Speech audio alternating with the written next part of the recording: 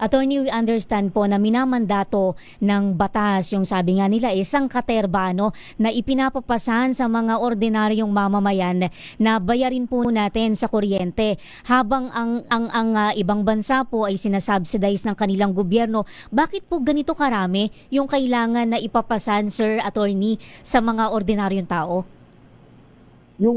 Of course, yung mga buwis, alam naman natin na talagang kasama yan sa pagninegosyo. At ito lang naman din ang paraan upang ang gobyerno ay makalikom ng pondo para naman sa kanyang mga kung ano-anong proyekto at gastusin. Ang ibang mga singil dito tulad nung mga pang social amelioration, like yung Lifeline, Senior Citizen, Missionary Electrification, ito kasi ay isip ng ating mga mambabatas at ng ating policy makers na mas mainam na manggaling ang pagpupondo nitong mga ganitong programa na may patungkol din naman sa paggamit ng kuryente.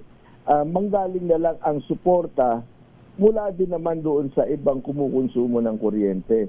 Kaya't nagkakaroon dito ng social amelioration program na ang suporta ay nanggagaling sa consumers o sa ratepayers.